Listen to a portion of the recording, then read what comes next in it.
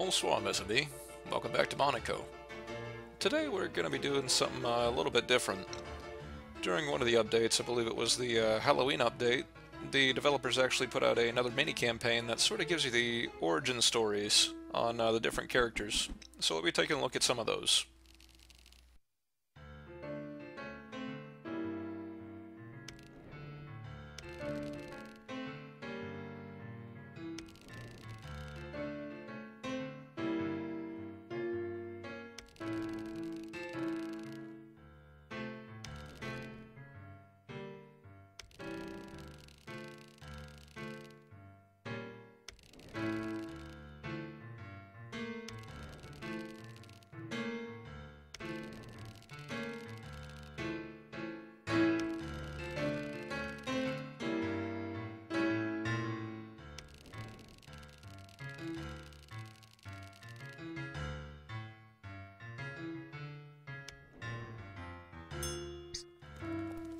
So, essentially these missions function as score attacks. There is no escape. The only thing you can do is go around and grab the trophies and grab gold.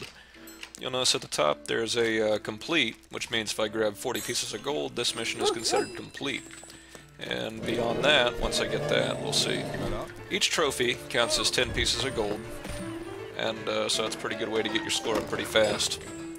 So, once you complete a mission, then you have the option of getting it perfect, which sort of counts as a cleaned out. But as the missions go on, more and more guards will spawn, so it's not a question of if, it's a question of when. Sooner or later you're going to go down. The only character you can play in a given mission is the character featured in that mission, so even if you're playing multiplayer, all 4 people are going to be the mole. This one's pretty difficult because there's a lot of wide open areas, and the mole's ability doesn't really help him get away from people that much. If anything, it's a double-edged sword. But aside from that, maybe I'll talk a little bit about the character. The mole himself, the in-game personality, is said to be from Serbia, and obviously his specialty is digging through walls. In the original Monte Carlo, he didn't really have an analog. Probably the closest to it would be the Demo Man, but it works well enough. His ability is really overpowered if you're going straight for an actual objective in a level, but if you're trying to clean out the level, then it becomes a lot more of a liability. You know, any new areas you dig up, they will cause issues. Any new areas that you open up, guards will start using for their patrols. But this is about to be over. I'm just trying to get what these guys are saying. During every mission, you'll have these little civilians chipping in with some little nonsense. It's a neat little touch.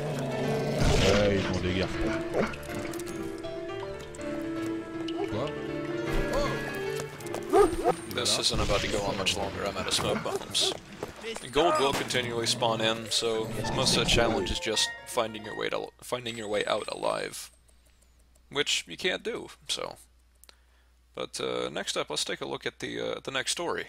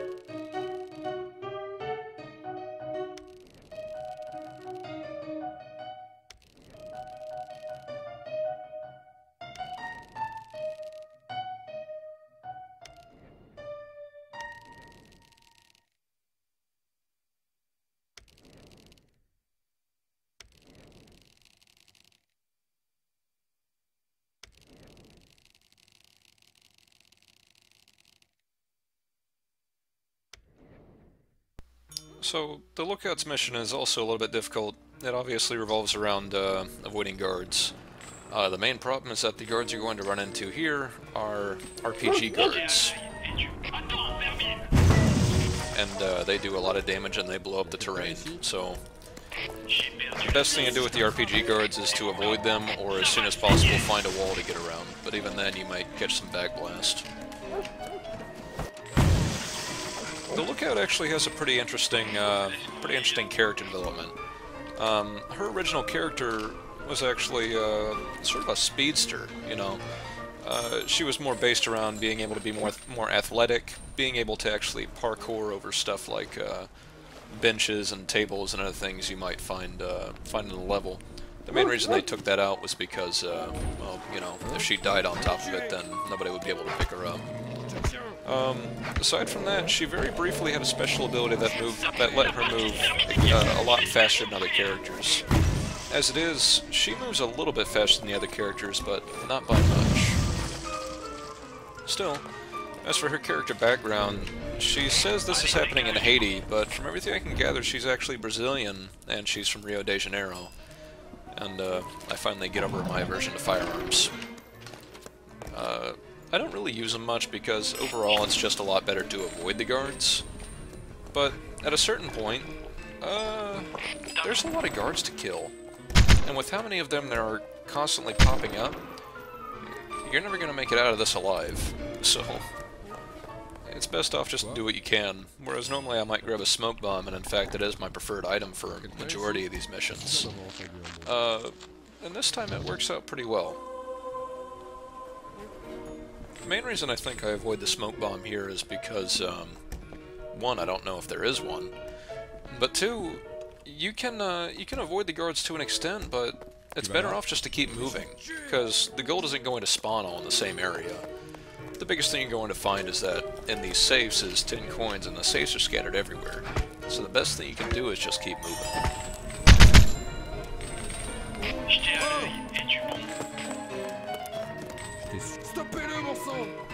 Still, everything is bound to end in time. Or with an explosion. See how many guards there are. Anyway. That's it for this time. Please join me next time when we take a look at the locksmith and the pickpocket.